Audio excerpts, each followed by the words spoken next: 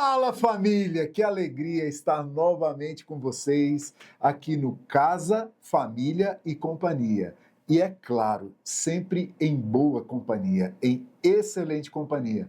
E eu já quero te pedir, por favor, se inscreve no Rede Ecoar Brasília. Também não deixe de seguir nas redes sociais. Curta, comente e compartilhe. E hoje eu estou muitíssimo animado, porque eu estou muito bem acompanhado da minha esposa, é claro, e como é que está a expectativa aí no seu coração? Não, antes da gente começar, eu quero fazer uma pergunta para você aí. Gente, vocês gostam de comer besteira? Lá Porque vai. eu gosto, eu falo, confesso meu pecado logo, gente, eu já confesso mesmo. Para mim, a principal besteira que eu amo é o chocolate. Amo chocolate, amo besteira. Só que Deus tem nos ensinado muito através de uma vida muito especial, que é a do Dr. Pablo Cabaleiro, que está aqui conosco, um convidado queridíssimo que aceitou o nosso convite. Estamos muito honrados, muito que ele aceitou o nosso convite de estar conosco. Eu vou fazer Espero que você aproveite muito. Gente, presta muita atenção, porque conversar com o Dr. Pablo mudou a nossa vida e mudou a nossa família. Nós estamos aqui para ajudar as famílias, abençoar as famílias, e eu quero dizer, nossa família foi abençoada pela família do Dr. Pablo. E eu quero que você conheça um pouquinho do Dr. Pablo. Então, vou pedir para a produção colocar a foto da família linda dele, a esposa, a Laís, que também tem um trabalho maravilhoso, que logo nós vamos trazer também aqui. Eu quero ter essa honra de trazer a Laís aqui.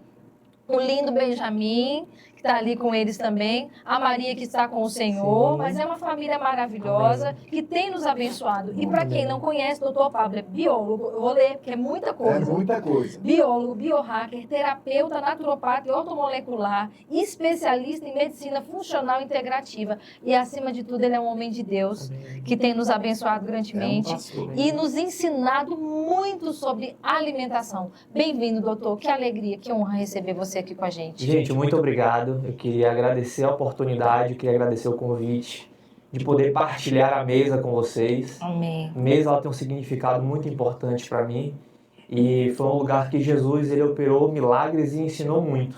Então que esse momento possa ser um momento de ensino, que esse possa ser um espaço acadêmico, onde eu aprendo, onde vocês aprendem, onde vocês de casa também vão aprender.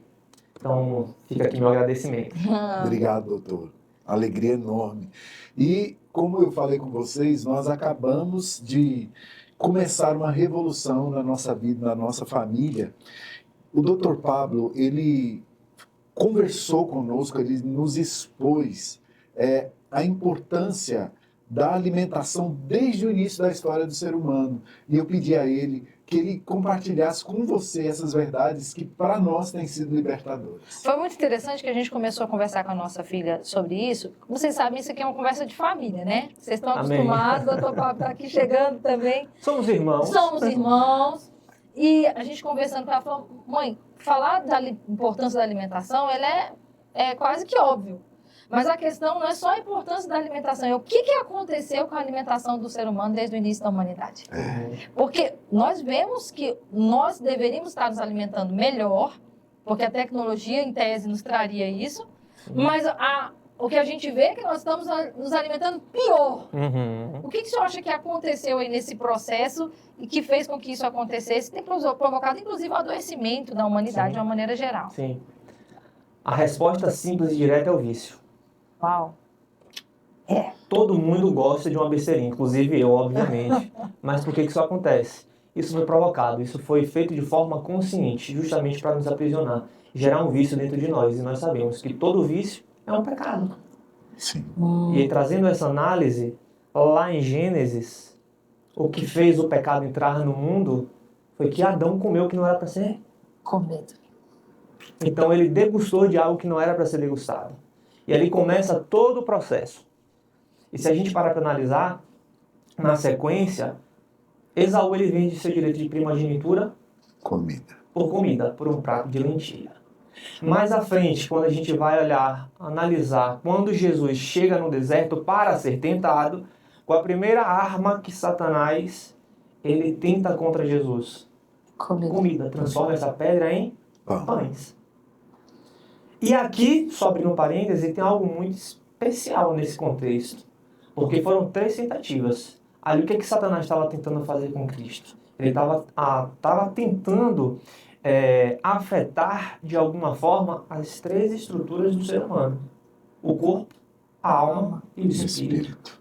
Ele começou pela comida. Diferente de Adão, Cristo, ele recusou. Mas nós, hoje, buscamos, dizemos que seguimos a Cristo, mas muitas vezes, por ignorância também, estamos seguindo o modelo de Adão, onde a gente termina sendo consumido pela comida que nós deveríamos consumir.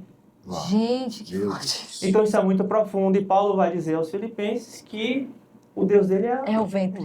Uau. Então, hoje estamos vivendo essa realidade. Infelizmente, nada mudou. A estratégia é a mesma. É a alimentação que está nos viciando. Se a gente parar para pensar, Deus, quando ele cria o alimento para saciar uma necessidade biológica nossa. Sim. Mas aquilo que o homem cria, não é para saciar uma necessidade biológica, é para saciar o nosso vício e o nosso prazer. E aí você tem essa bagunça por completo. Hoje, o que tem acontecido com a humanidade? As pessoas estão morrendo, estão adoecendo, não mais como acontecia nos primórdios, porque nós não tínhamos conhecimento de bactéria, de vírus, de fungo, etc, etc, etc. Hoje nós temos, então a gente consegue prevenir, a gente consegue evitar contaminações. E hoje o ser humano está morrendo por conta da boca. Nada mudou. Nada mudou. Meu Deus. Que triste isso. Meu Deus. A gente fica impactado com o que você fala. Você já falou 5 segundos, já falou tudo. Quando você fala que o vício, que a comida é um vício, é assustador, né? A gente sabe que o índice de obesidade no Brasil tem crescido.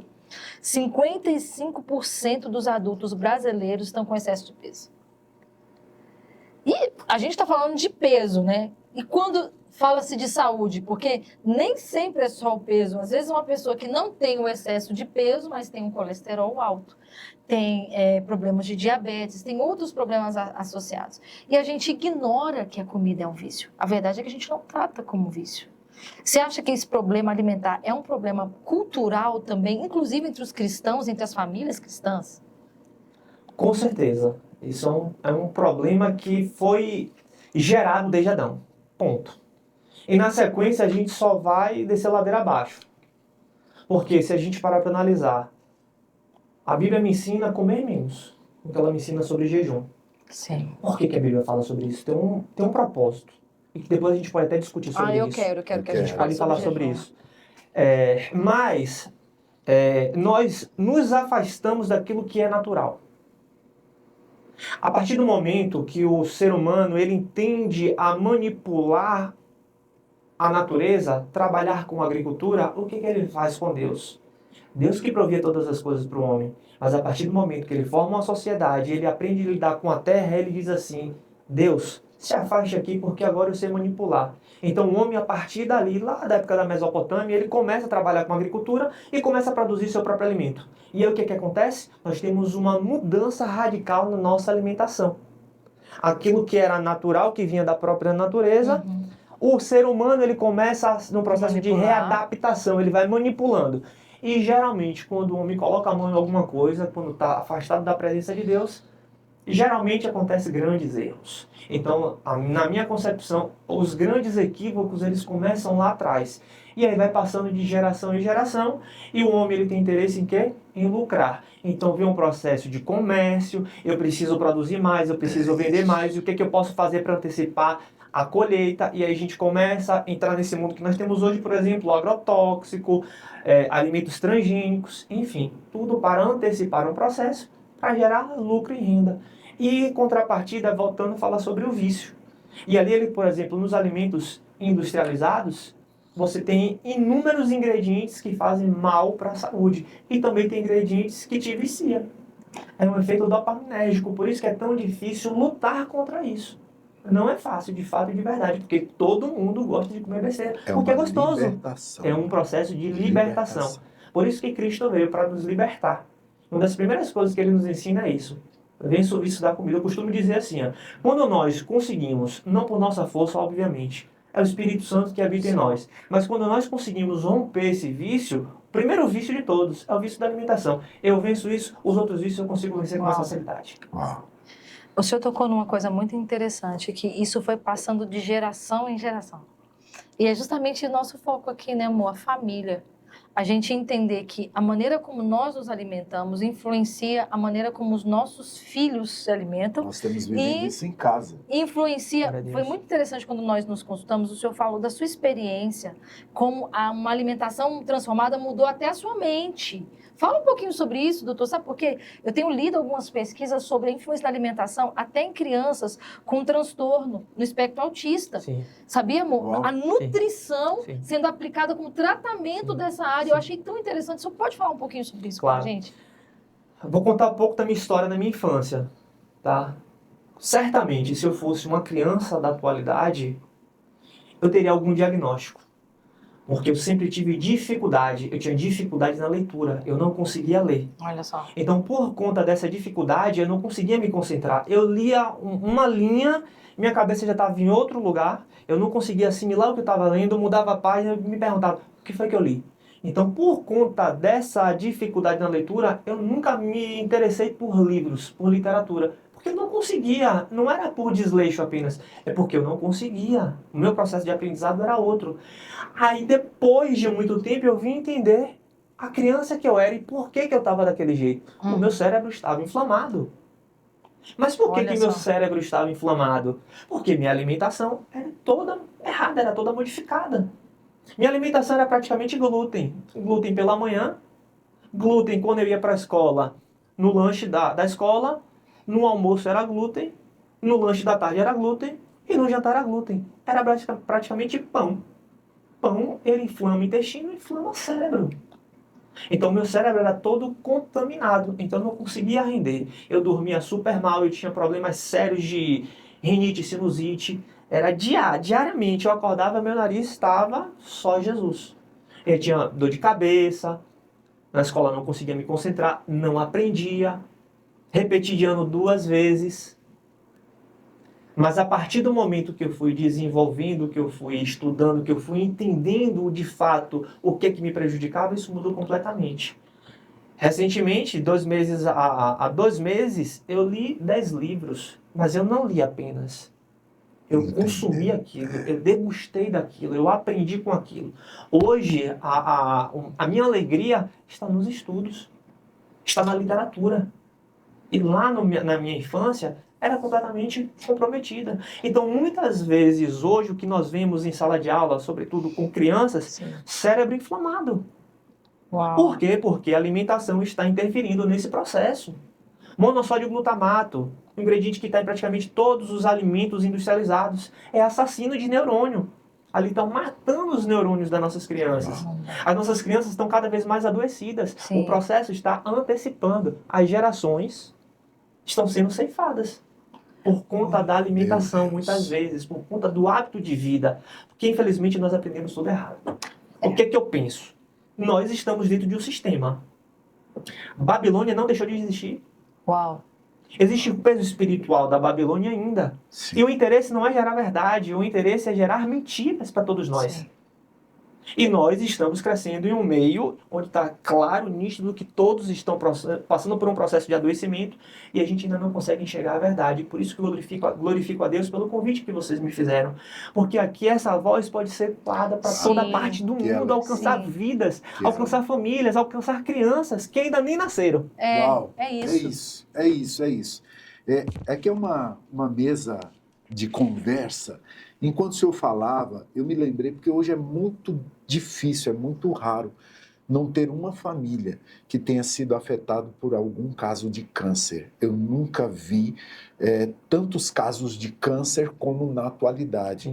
É claro que a gente também talvez não possa afirmar que o câncer tem totalmente a ver com a alimentação, mas eu acredito que tem a ver também, né? Sim. Então, o que isso me diz em relação a isso?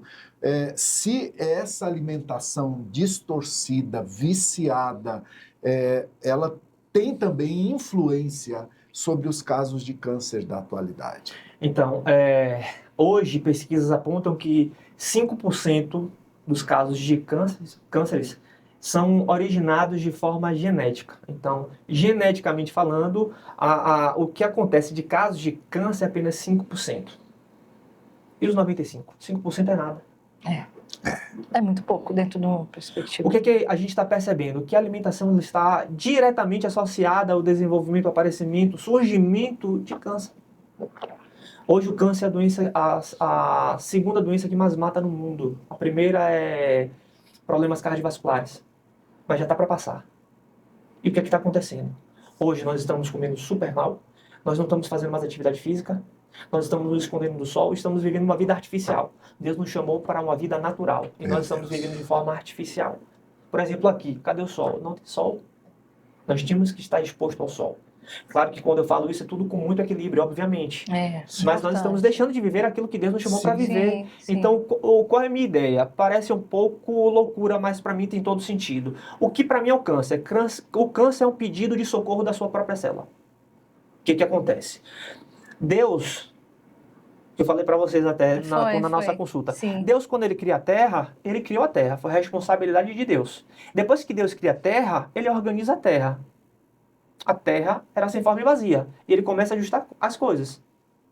Depois que ele vai organizando a terra, ele prepara a terra. Repare que vida não surge do nada. Tem um processo, tem um preparo. Sim. Então ele cria a terra, ele prepara a terra, ele organiza a terra, ele prepara a terra. Depois que ele preparou a terra, ele gera vida.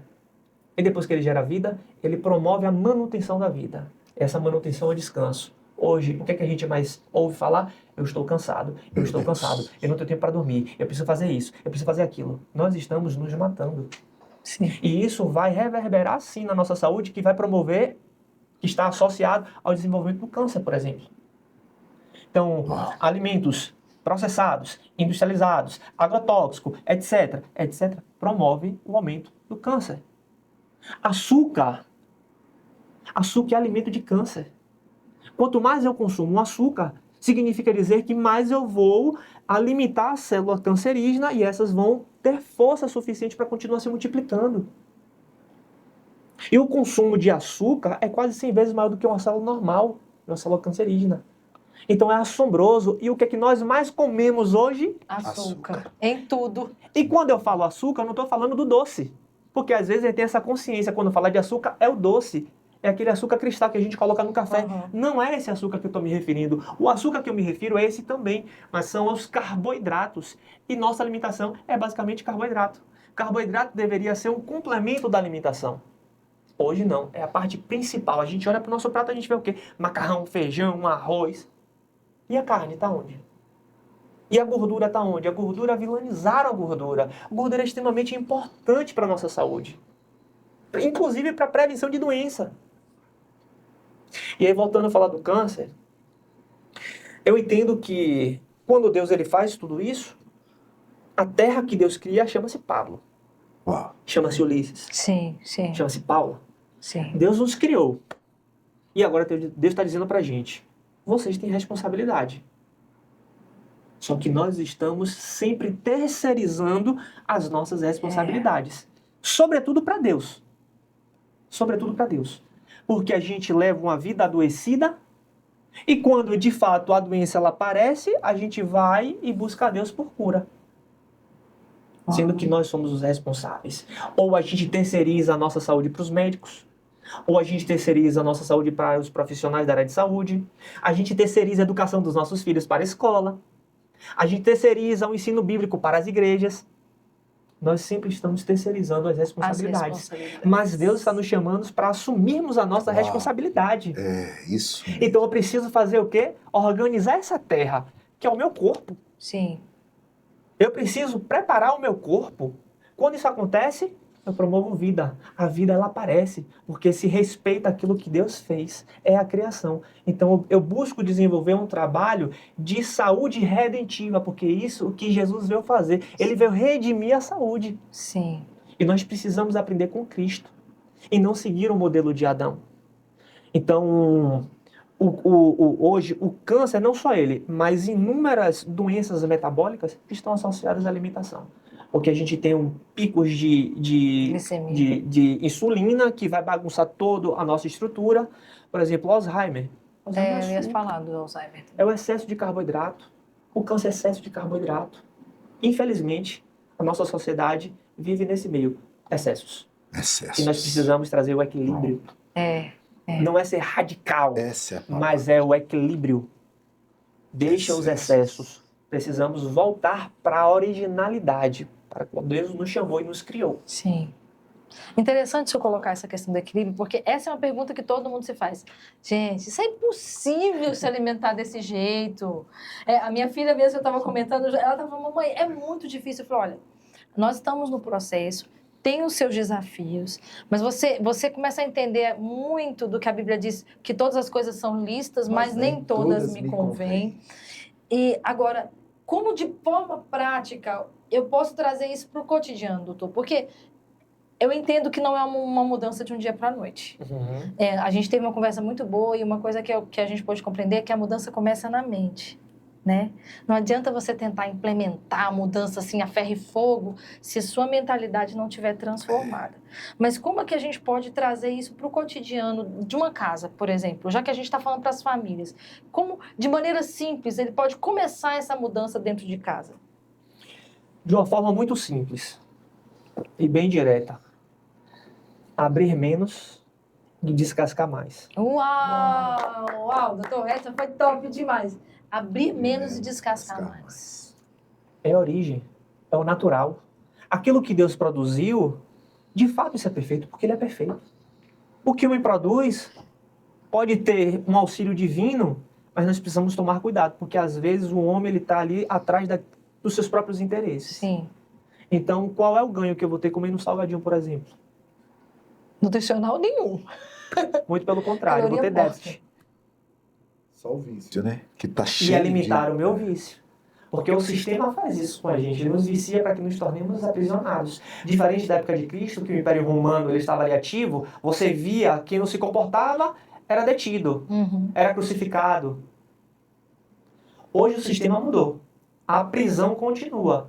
Mas hoje nós não enxergamos isso. Então como é que eu vou entender que eu estou prisioneiro se eu não vejo muros? Se eu não vejo muros, eu estou numa pseudo-liberdade.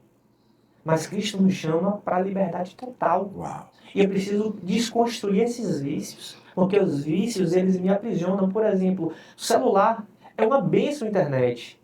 É de grande validade.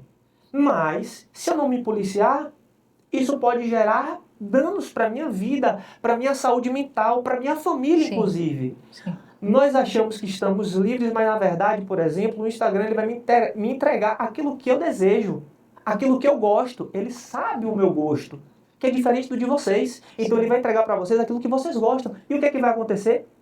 Ele vai me entreter aqui e eu vou ficar a tarde toda, o dia todo, só vendo coisas que me interessam. E eu estou achando que estou evoluindo, mas na verdade eu estou me tornando prisioneiro de um sistema.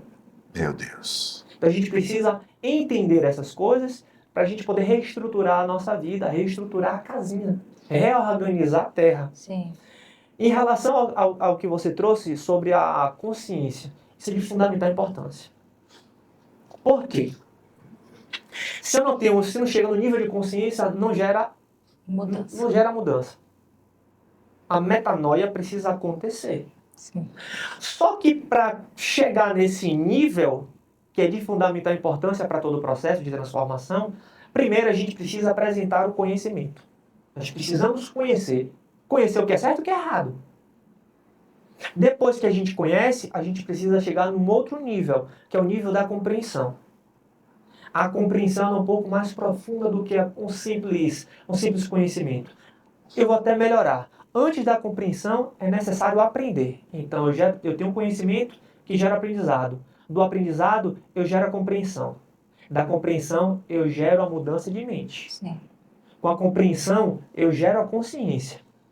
Depois que eu tenho uma consciência, chega nesse nível, o que acontece comigo? Vem um arrependimento. Isso aqui é o ponto-chave. O arrependimento. O arrependimento. Quando existe o arrependimento, eu tenho transformação. Quando tem transformação, tem cura. Uau. Esse é o processo. Essa é a construção. Então, se eu não chego no nível da consciência, para minha cura acontecer é muito mais difícil. E isso, gente, é um sinal de humildade. Sim. Sim. Por isso que Cristo fala, aprendei de mim que sou manso E humilde. coração. E nós insistimos em correr da humildade. Quando eu tenho consciência, me arrependo. Quando me arrependo, eu estou dizendo para Deus, Senhor, eu errei. Isso é humildade. A gente tem falado muito, como comunidade, né, na comunidade onde a gente participa, sobre a verdade. Como a verdade, ela liberta. Sim.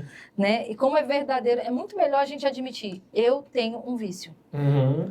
Você falou do vício e eu quero tocar nesse ponto, porque são vícios silenciosos. Sim. São vícios permitidos pela A sociedade. expressão que ele usou são prisões que não têm cercas. Então, a pessoa acha que está livre, mas ela está presa, pelo vício. A pessoa acha, não, é liberdade comer açúcar quando eu quiser. Isso não é liberdade, isso é vício. Sim. E quando a gente entende isso, e essa é uma consciência que é igual você falou, só Deus mesmo para trazer essa mudança de mente na gente, porque a nossa carne, nosso corpo quer tudo isso, a gente quer tudo isso. E a gente precisa conscientizar como família o malefício que isso está trazendo e que isso está nos dominando se a gente não tomar cuidado, domina. Aí você falou sobre o jejum, e eu queria que você tocasse nesse ponto do jejum, porque muito se fala do jejum intermitente hoje, como uma ferramenta de emagrecimento. Sim. Principalmente os cristãos falam de jejum no âmbito espiritual. No âmbito espiritual. Sim, né? Mas é uma das coisas que, se a gente não compreende plenamente o que ele significa, eu acho que ele perde um pouco o sentido.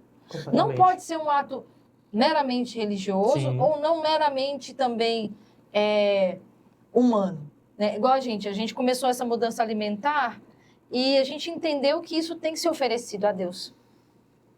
Né? Então, como é que a gente poderia contextualizar o jejum dentro dessa perspectiva de que não, se me domina, tem alguma coisa errada? Perfeito. Uau. O que acontece? Eu vou iniciar falando de corpo para entrar nesse processo. Perfeito. Que tem a ver com o vício. Eu preciso ter a consciência de que o meu corpo ele é espiritual. Muitas vezes, nós cristãos, a gente tem aquele entendimento que o espiritual é aquilo que muitas vezes a gente não enxerga, que a gente não vê, que a gente não consegue apalpar. Uhum. Aquela sensação de coisas estranhas, um calafrio, arrepio. Sim. Né? Mas o corpo ele é espiritual. Tão quanto as outras coisas espirituais. Sim. E é por isso que eu percebo que é essa dificuldade das pessoas acessarem esse lugar. Porque quando a pessoa acessa esse lugar, entende que cuidar do corpo é algo espiritual, sim, as coisas começam a mudar. Tá? Então, eu preciso entender, tudo que eu faço, que eu realizo, gente, sentar nessa mesa é espiritual. Sim. Comunicar isso aqui é espiritual. Completamente. Tudo na nossa vida é espiritual. Deus nos criou dessa forma. Só que às vezes a gente não tem essa consciência. Se a gente não tem a consciência, a gente não tem esse cuidado, essa atenção, esse foco. E o jejum? E o que eu percebo sobre o jejum? O jejum, ele é tão fantástico que ele nos liberta dos vícios. É isso mesmo. O jejum, ele modifica a estrutura do corpo. Biologicamente falando. O corpo é espírito. Gente, o corpo é tão importante que Adão ele foi feito na forma corpórea. Sim. O corpo é tão importante que Jesus veio na forma corpórea. E que Jesus ressuscitou e teve o corpo glorificado. E nós, quando ele voltar para nos buscar, nós teremos o nosso corpo glorificado. Será que cuidar do corpo não é importante? Será que isso aqui não é importante? Eu preciso ter essa consciência. Todos nós precisamos ter essa consciência de que corpo é templo do Espírito. Eu costumo falar que o que Deus me deu de mais sagrado não foi a minha família. Não foi. Foi o meu corpo. Ele me escolheu para ser templo dele. E o que é que eu tenho feito com o meu corpo? Eu tenho nutrido os meus vícios? Eu tenho colocado a minha carne para gritar? Porque todas as vezes que eu caio numa alimentação que não é aquela alimentação que traz vida, gente, desculpa, mas isso na minha concepção é um tipo de pecado também. Inconsciente é, por ignorância é, mas não deixa de ser pecado. Está errando o alvo, né? Estou errando o alvo. O meu corpo é para glorificar a Deus. Qual é o meu propósito de vida? Revelar Cristo. Como eu tenho revelado Cristo com o meu corpo. E eu aprendi isso nas duras penas. Porque foi quando eu perdi a minha filha. Eu vivi o meu propósito inteiro achando que eu estava arrasando, porque eu tinha um pseudo-conhecimento, mas que esse conhecimento estava me gerando para a morte. Até que a gente descobre que estávamos grávidos. Minha esposa, nós no decorrer da gestação descobrimos que lá atrás, no início, a nossa filha, ela tinha grande probabilidade de nascer com síndrome de Down. Foi a primeira morfológica, a gente recebeu essa notícia. Na segunda morfológica, o médico disse não. Não é apenas síndrome de Down. Ela é incompatível com a vida. Pensa nessa notícia. Meu Deus. Quantos meses ela estava grávida, quando vocês receberam essa notícia? Da segunda, 6 meses. 6 meses. Mais ou menos 6 meses que a gente recebeu essa segunda notícia. Em 3 meses a gente recebeu que alguma coisa não estava batendo, as medidas não estavam corretas, e era a suspeita que era síndrome de Down, e na segunda foi que ela era incompatível com a vida. E, por incrível que pareça, foi um momento que nós estávamos liderando a igreja, estávamos vivendo aquele boom espiritual, nós estávamos vivendo coisas incríveis em Deus. E a gente recebe essa notícia. Parece que Deus é injusto, né? Parece que Deus é um Deus ingrato, né? Para nos colocar nessa condição. E a gente buscou, orou.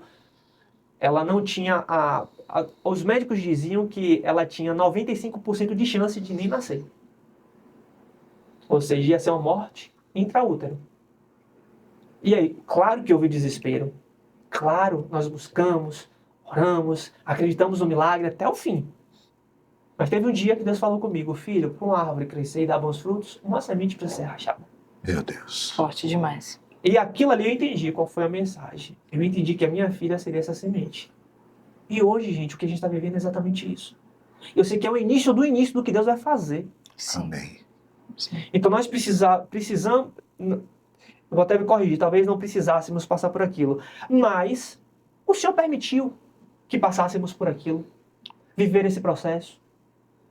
E eu posso dizer para vocês, eu posso bater no peito hoje e dizer, ninguém me moleste, porque eu carrego no meu corpo as marcas do Evangelho. Foi esse processo que desencadeou a sua busca, doutor, por esse conhecimento. Isso. Então depois que passamos por esse processo, Sim. e que, de fato, houve milagre.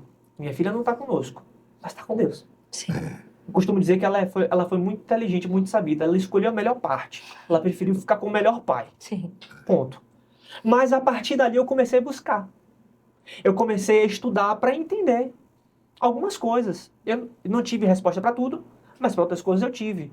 Eu acho que a principal resposta e aquilo que Deus queria que eu aprofundasse, Ele me levou. E é por isso que eu estou aqui hoje. Sim. E aí, voltando a falar do jejum, não me esqueci. Tive que construir essa linha do tempo. Não tem problema, vamos Então, lá. o jejum, claro que fazia na igreja, mas fazia tudo errado. Jejum para mim era um sacrifício. Jejum não é esse sacrifício todo que a gente acha. É um sacrifício por quê? Porque eu estou rejeitando a minha vontade. Eu estou mortificando o meu desejo de algo. Sim. Então isso já está me libertando. Só que não é um sacrifício no sentido de ser penoso. Jejum não é para ser penoso como a gente acha que é. O jejum ele é penoso porque nós fazemos jejum de forma equivocada. Por isso que as pessoas têm dificuldade de fazer o jejum e dizem, eu não consigo fazer. Aí já cria um bloqueio. É porque não faz da forma correta. Então, nesse processo de Maria, eu me dediquei aos estudos. Eu estudei enlouquecidamente para entender as coisas. O porquê aquilo aconteceu com a minha filha. Eu fui olhar a minha responsabilidade enquanto pai. Será que eu fui responsável por isso? E aí comecei a me dedicar. Foi quando eu encontrei a medicina funcional integrativa, foi quando eu entendi que a nossa alimentação estava completamente equivocada, foi quando eu entendi o poder do jejum e como é para se fazer esse jejum. Então o jejum, o que ele faz? Ele é uma arma incrível, é uma arma espiritual, mas ele é também uma arma biológica, Uau. É uma arma física, porque o jejum traz inúmeros benefícios. Uau. Posso citar um aqui. Quando nós jejuamos, nós ficamos mais inteligentes. Nossa, você falou isso na consulta, eu fiquei impactada. Eu queria que você explicasse um pouquinho, porque eu achei muito interessante você falando dos efeitos do jejum sobre a nossa mente e sobre o nosso espírito. Fala um pouquinho disso, doutor, para nós. O jejum, primeiro que ele faz um processo de desintoxicação. Lógico, eu estou colocando menos lixo dentro do meu corpo. Se eu coloco menos lixo, os funcionários, vamos dizer assim, as células responsáveis por limpar o meu organismo, elas vão trabalhar melhor. Menos lixo, mais fácil é limpar. Quanto mais lixo, fica mais difícil, a gente sobrecarrega o nosso corpo. Então o jejum já começa aqui no processo. Então é uma faxina. A gente deixa o corpo respirar. Ponto. O que acontece com o jejum? Jejum é um estresse benéfico. Tem o estresse que é bom e o estresse que é ruim. O estresse e o de-estresse. O estresse promovido pelo jejum, ele é interessante, porque ele promove benefícios. Quando o meu corpo, antes de falar sobre esse processo, meu corpo ele foi produzido para ser uma máquina de armazenamento de energia. Por quê? Voltando para Gênesis. O que Deus faz com Adão para Adão ter vida? Ele sopra.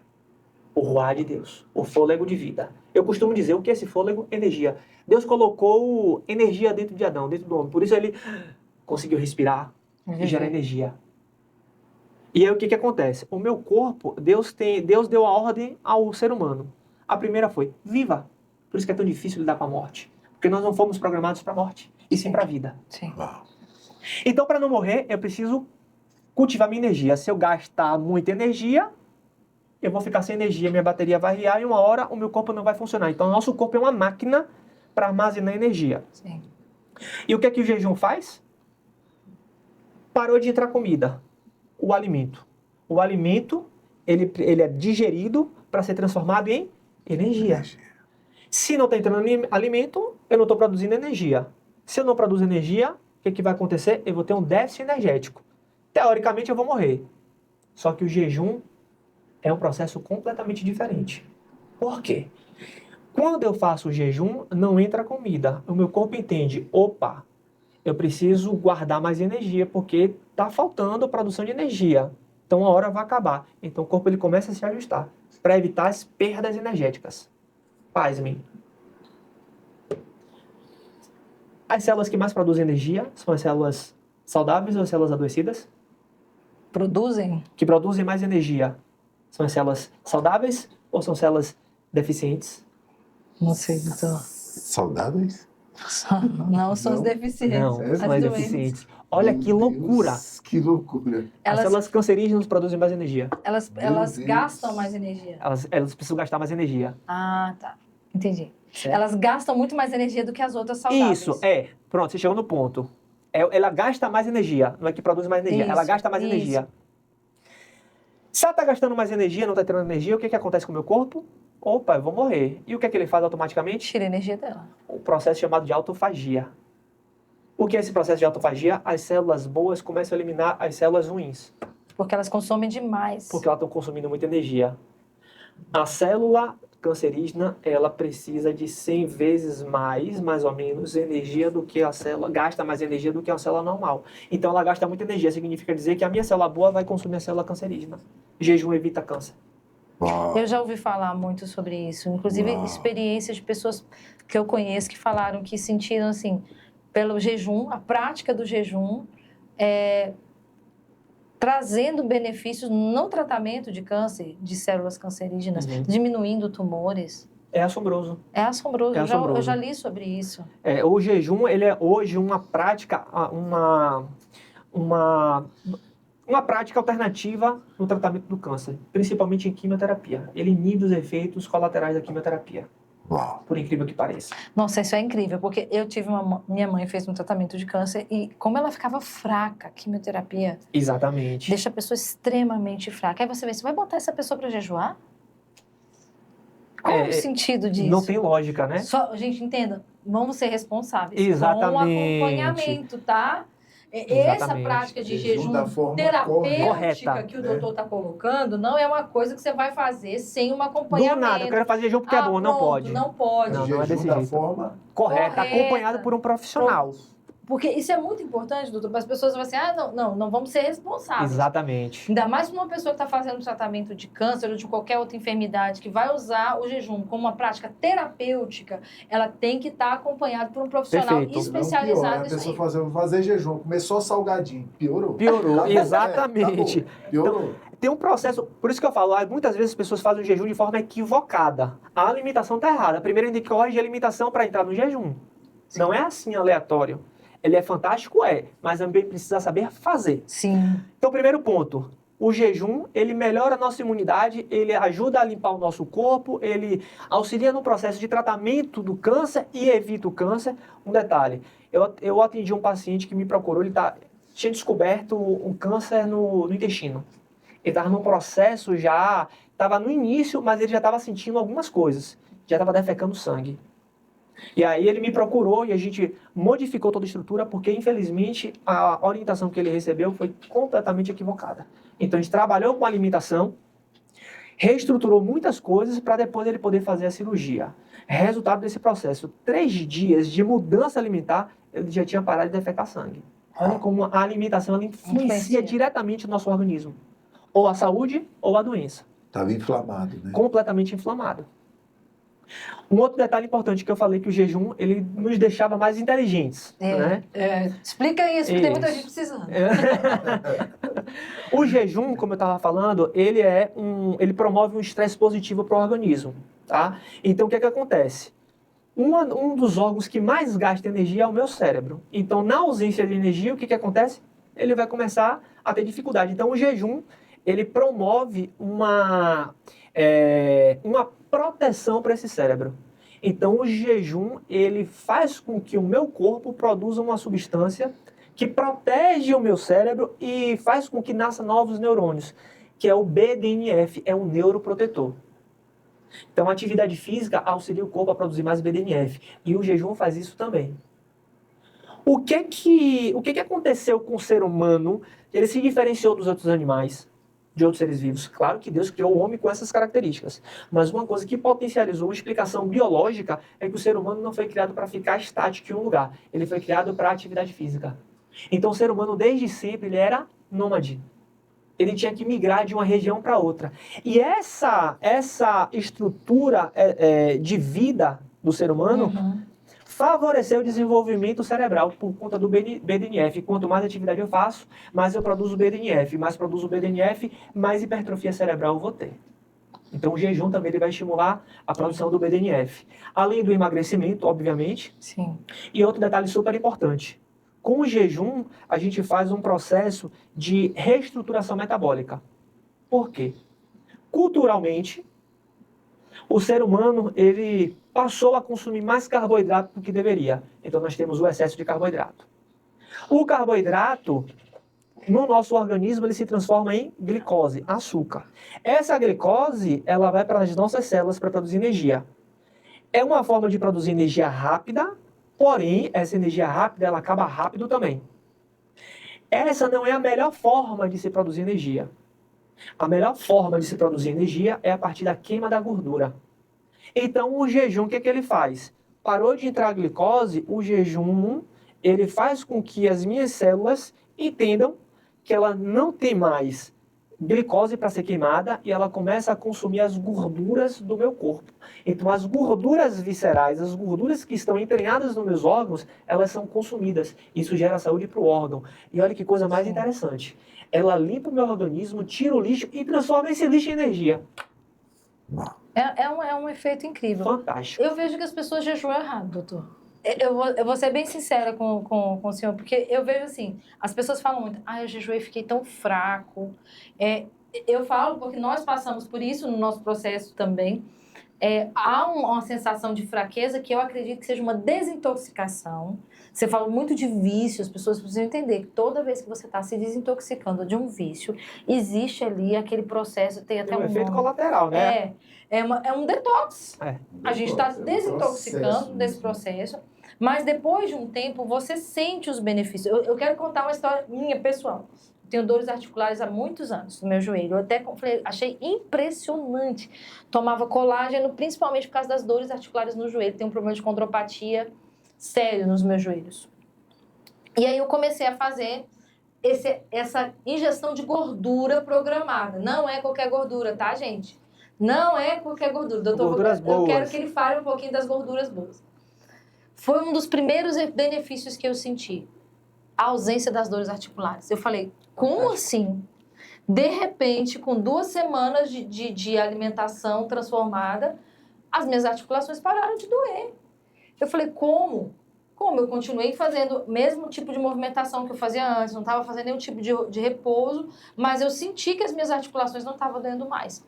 Falei, amor, será que é por causa essa gordura boa que eu estou ingerindo, que está talvez melhorando as minhas articulações? Comentei com o doutor isso. E eu acho que é importante falar nessa questão do jejum, sobre essa questão de, não é que você... Tem uma parte que você vai deixar de comer, vai fazer o jejum total, mas tem também essa ingestão do que é bom. Exatamente. O jejum é você se abster do que é ruim. Gente, por favor, a gente já sabe que o açúcar não faz bem. A gente já sabe, não é novo, não é uma coisa que a gente ouviu ontem. Desde que eu era criança, gente, diminui o açúcar. Né? E eu tenho casos de diabetes na família, vi o efeito do açúcar e do diabetes na vida da minha avó, que faleceu por conta de diabetes. Você aprende, cara, isso é ruim, por que a gente continua comendo? Então, assim, fala um pouquinho do benefício da gordura boa. E você falou uma coisa no consultório que, gente, eu tenho que trazer isso que eu achei incrível. Da ativação espiritual no organismo através do jejum. Eu queria lembrar, eu quero muito que você fale sobre isso. Tá. Em relação a essa ativação espiritual, o que eu costumo dizer é que uma coisa só não resolve tudo. São uma série de fatores que vão tudo convergir para o mesmo lugar. É a alimentação, é a atividade física, é o meu estilo de vida, é a boa noite de sono. Sim. Tudo isso vai favorecer para que eu chegue lá. Não é só modificar a alimentação. Isso é muito importante demais. Resolve aí, talvez 70% dos meus problemas. Mas e o resto? Eu preciso de um contexto, eu preciso de mudar meu hábito de vida. Por isso que eu não trabalho com dieta. Sim. É uma reeducação mesmo, porque dieta tem prazo de validade. Em relação ao jejum e essa ativação espiritual, tem uma glândula chamada pineal. Essa pineal foi a glândula que Deus criou para comunicar de alguma maneira o mundo físico e o mundo espiritual. Uau. Essa pineal, quanto mais inflamada ela está, mais dificuldade eu tenho de acessar o que é espiritual. E quanto menos desinflamada ela está, significa dizer que o meu corpo está mais propenso a captar as coisas espirituais, vamos dizer assim. E o jejum faz o quê? Ele limpa a pineal. Então, por exemplo, Daniel, o profeta Daniel, ele teve aquelas revelações porque somente por aquele jejum que ele fez, eu entendo que ele tinha um estilo de vida chamado jejum. Jejum é estilo de vida, não é um momento. O que a gente aprende é que eu jejuo quando estou precisando de alguma coisa.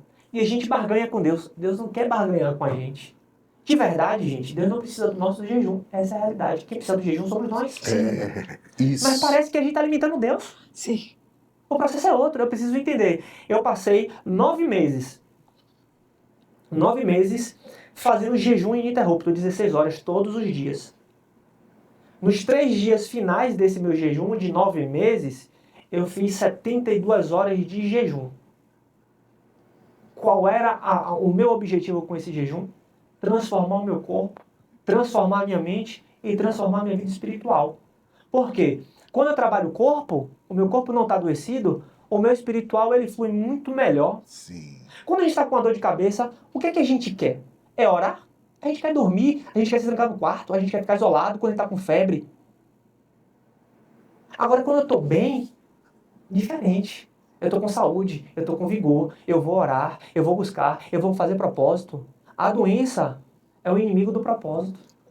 Sim, você tocou num ponto forte esse. E o jejum faz isso, gera saúde. Sem saúde não tem como cumprir propósito.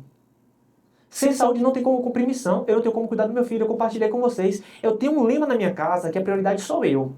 Nossa, como você é egoísta, egocêntrico. Não, é porque quando eu cuido de mim, eu cuido da minha família. Quando eu estou me amando, eu estou amando o meu próximo. É isso. Ame o teu próximo como a ti mesmo. O que é que eu estou fazendo com o meu corpo? Eu tenho o hábito de carregar o meu filho todos os dias pela manhã e colocar ele no banheiro e dizer, filho, bom dia, papai te ama, todos os dias. E o que é que meu filho sente? Ele se sente amado, ele se sente protegido, ele se sente seguro. Eu ensino isso para ele. Além do jejum, o descanso também promove a desinflamação da pineal. Uau! Por isso que Deus manda a gente descansar, gente, o 7º dia de descanso. Manutenção da vida, não só cria, ele mantém. E uma das formas de você manter a saúde é no descanso. E o que a gente menos faz hoje é dormir bem. 90% dos meus pacientes têm problema de sono. 90%. É assombroso. É incrível como Deus traz para essa questão do equilíbrio, como o senhor mesmo falou. Ele fala, olha, trabalha 6 dias, mas um dia você tem que descansar. E como nós temos negligenciado Demais. isso tem adoecido as Parece uma famílias, bobagem. as pessoas, né? Na saúde física e na saúde do relacionamento, porque esse tempo de descanso é também um tempo em família. Com certeza. Não se para mais. E quando se para na frente da TV, se para na frente do computador. É vício. É um vício. Substitui um vício pelo outro. Pelo outro vício. Perfeito. Só que agora é vício em família. Perfeito. Uma das coisas que lá em casa nós fazemos é mesa, nós respeitamos muito o espaço da mesa. Muito, mas muito, porque mesa é um lugar sagrado pra gente. O comer, o alimentar é sagrado. A gente não... Qual é o problema das pessoas hoje? As pessoas simplesmente não degustam. Não degustam nada. Não degustam o tempo em família. Simplesmente estão ali com o corpo. Mas degustar, não degusta. Então lá, no máximo, nossa refeição vai até 8 horas da noite. O que a gente faz? Senta, a gente se alimenta e a gente vive a família. Porque é o espaço que nós temos, é o momento que nós temos de estar. Toda refeição é assim.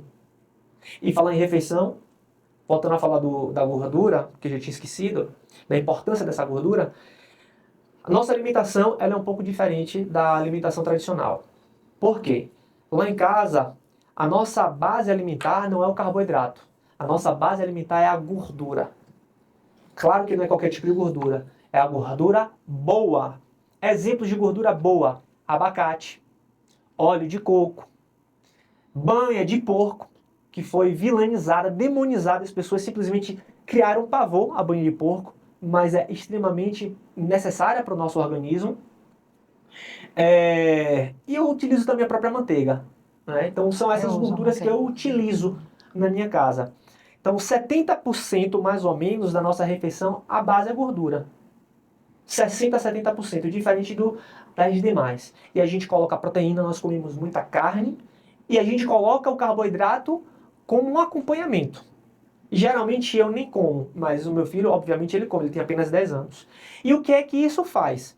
Essa gordura, quando entra no meu organismo, quando eu estou adaptado biologicamente, o meu metabolismo, ele já entendeu que eu não preciso de carboidrato para sobreviver. Eu preciso de gordura para produzir energia.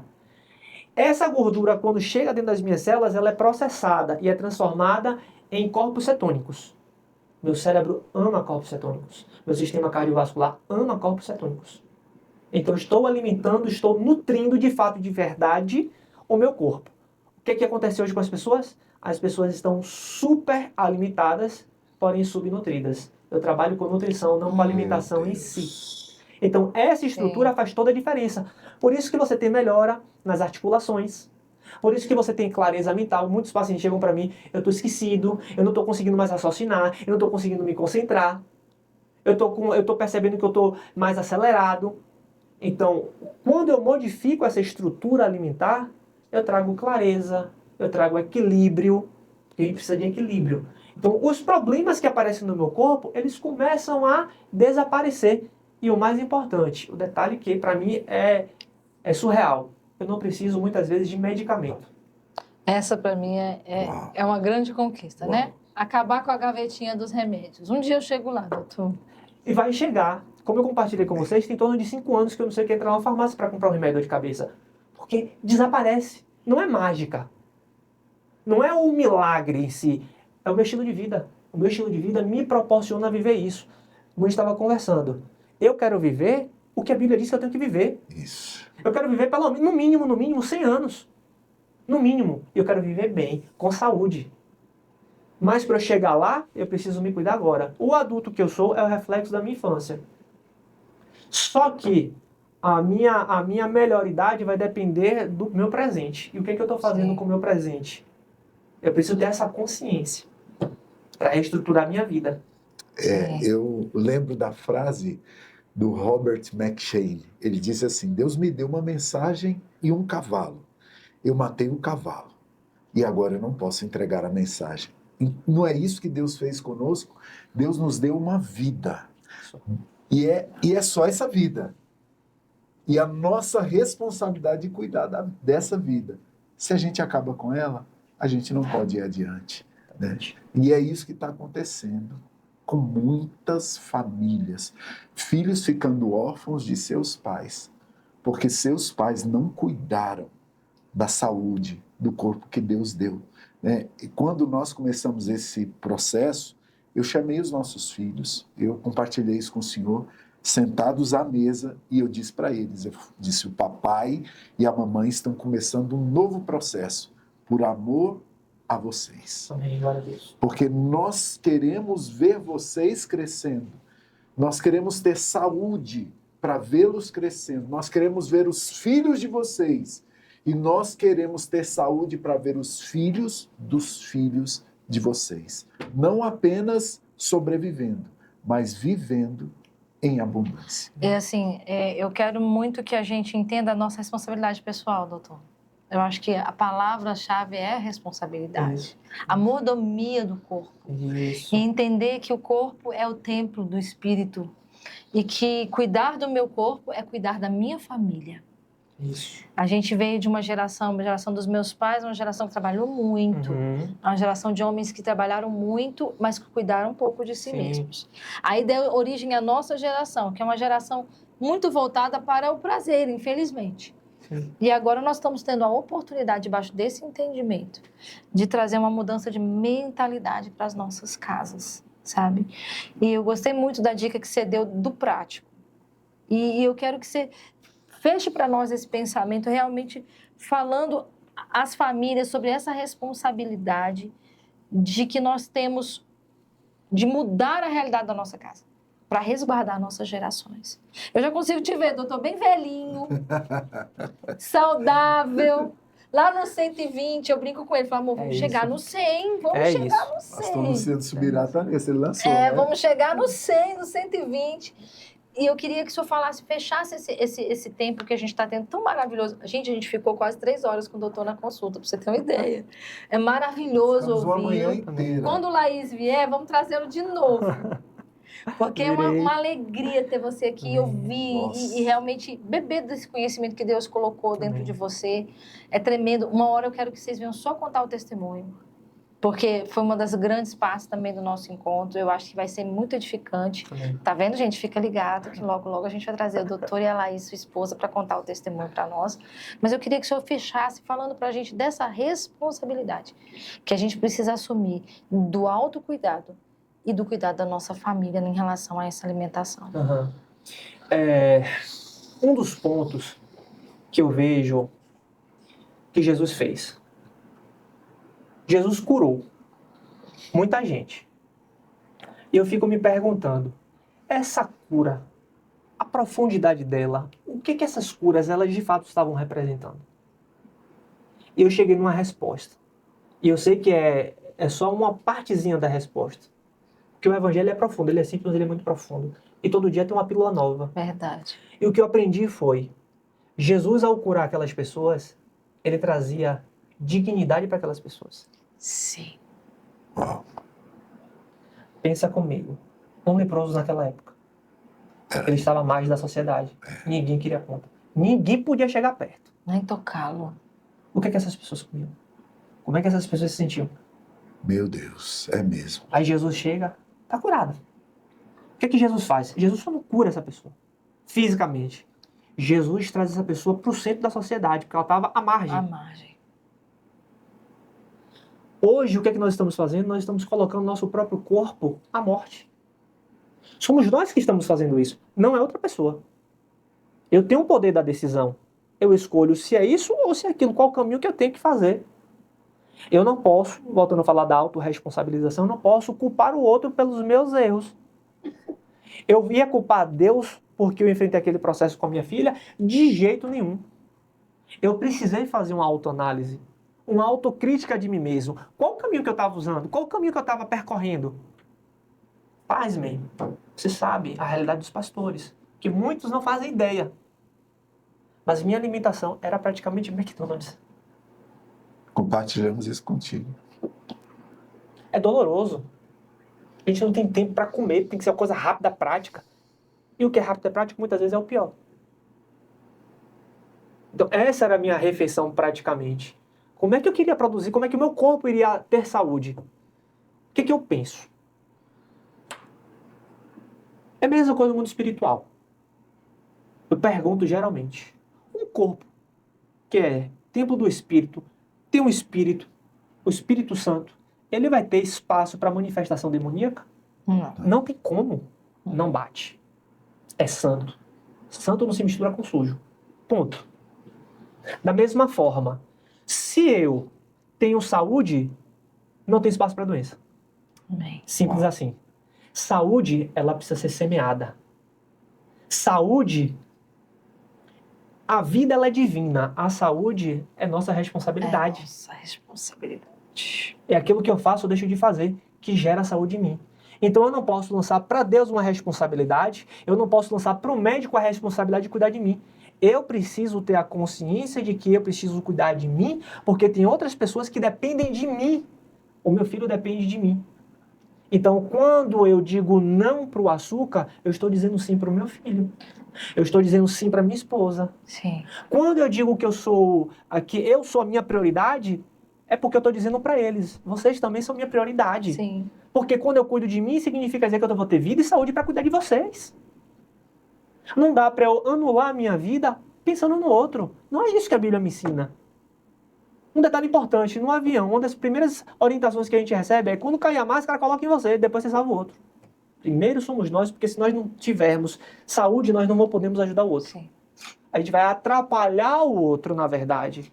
E tudo que eu não quero é atrapalhar. Principalmente o meu filho e a minha esposa. Então nós precisamos ter esse nível de entendimento. Passou super rápido essa conversa. Tem muita coisa que a gente podia... trazer de novo. Foi apenas uma introdução nesse processo. Porque o que hoje nós temos de alimentação, infelizmente, é uma grande furada. Aprendemos tudo errado. Essa é a verdade. Nós tivemos esse privilégio de conhecer o Dr. Pablo através de um amigo em comum que nós temos, que é o Dr. Kleber Caiado. E o Dr. Pablo, ele atende no espaço Kleber Caiado, né? Então, nós vamos deixar aqui abaixo as redes sociais do Dr. Pablo, da sua esposa, doutora Laís, e se você tem um interesse em ter essa mudança de vida, procure, faz a sua parte, né? Se tem mais alguma forma deles entrarem em contato contigo, doutor? É pelas redes sociais. Pelas redes lá tem sociais. todas as informações, Perfeito. tem o site, tem tudo. É só clicar lá e buscar. Muito obrigada, doutor, pela sua presença. Nós agradecemos imensamente a Laís também por ter enviado você para cá. E eu quero dizer para você, gente, se você não está desafiado, eu tô. Muito. Mas eu vou dizer uma coisa que eu tenho vivido na minha pele. Vale muito a pena. Amém. Vale muito a pena, sabe? Porque a gente quer viver bem e viver em família. Porque Eu? família vale a pena. Vale muito Vale a a pena. Não é uma instituição falida. Não, Vale a pena. Vale a pena. vale a pena. Muito obrigado, doutor. Foi transformador e eu acredito que essa transformação entrou em muitas famílias nesse tempo que tivemos aqui. Que Amém. Deus abençoe. Amém. Mais uma vez eu quero agradecer ao convite, quero agradecer a vocês e a vocês que nos acompanham até aqui. Espero que esse momento, de alguma maneira, tenha influenciado a sua vida e que possa trazer grandes transformações. Deus abençoe vocês. Obrigado, querido. Amém. Obrigada, gente. Até o próximo episódio. Casa, família e companhia.